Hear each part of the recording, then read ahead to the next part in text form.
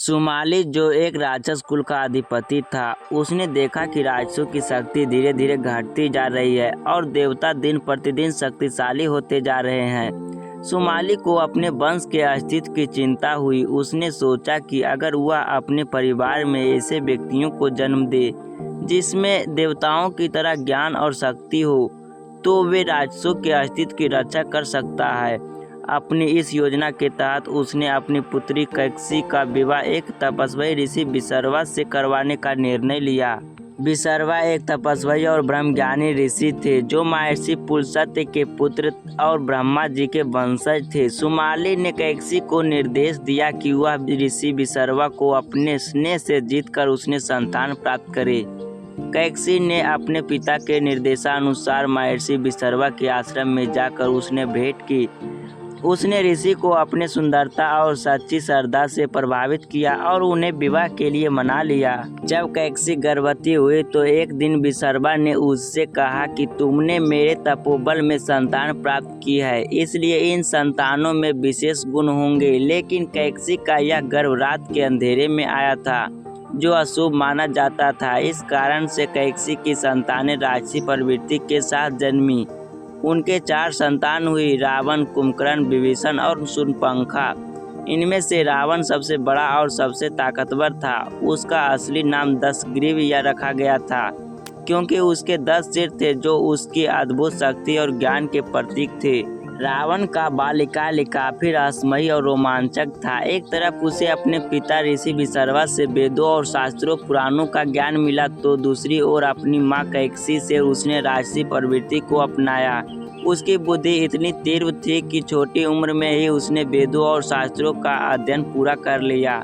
उसके 10 सिर होने के कारण वह एक बार में 10 प्रकार की विद्याओं को सीख सकता था। जैसे जैसे रावण बड़ा हुआ, उसके भीतर शक्ति और साम्राज्य की भूख बढ़ती गई। उसे यह समझ में आ गया था कि यदि उसे अमर होना है और देवताओं के समकक्ष बनना है, तो उसे स्वयं को अजय बनाना होगा।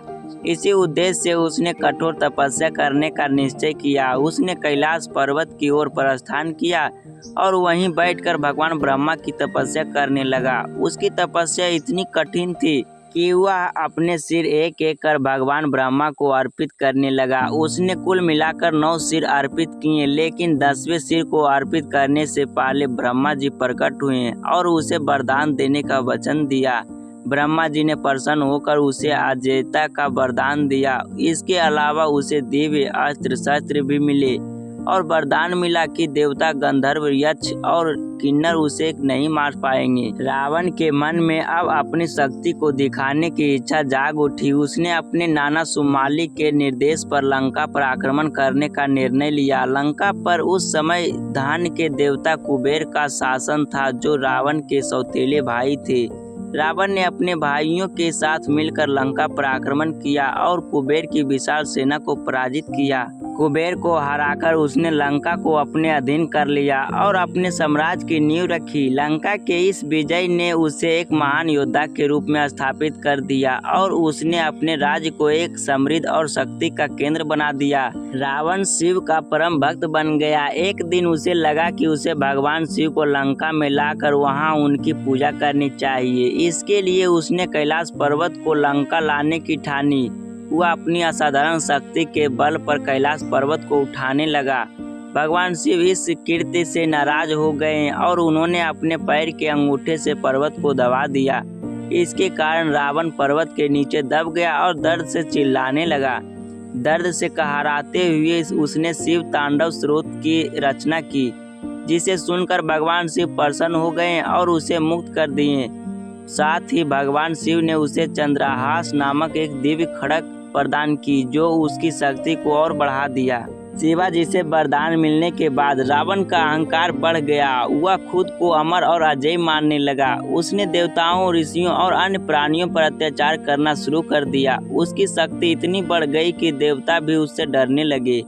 रावण ने कई राज्य पर आक्रमण किया, अनेक देशों को अपने अधीन कर लिया और सभी ओर राक्षसों का आतंक फैलाने लगा। रावण केवल एक योद्धा ही नहीं, बल्कि एक कुशल शासक भी था। उसने लंका में सुव्यवस्थित शासन प्रणाली स्थापित किया। लंका को सोने की नगरी कहा जाता था, जहाँ हर ओर सुख, समृद्धि और वैभव था। रावण न्यायप्रिय राजा भी था और अपनी प्रजा की रक्षा के लिए सदैव तत्पर रहता था।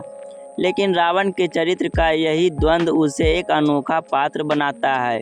वह जितना दयालु और न्यायप्रिय था, उतना ही क्रूर और अहंकारी भी था। उसकी यही प्रवृत्तियां उसके पतन का कारण बनी। रावण का जन्म एक महान उद्देश्य से हुआ था, लेकिन उसके अहंकार और महत्वाकांक्षाओं ने उसे पतन की ओर धकेल दिया। उसने अपनी शक्ति और ज्ञान का दुरुपयोग किया और इस कारण उसे अंततः भगवान राम के हाथों मृत्यु का सामना करना पड़ा।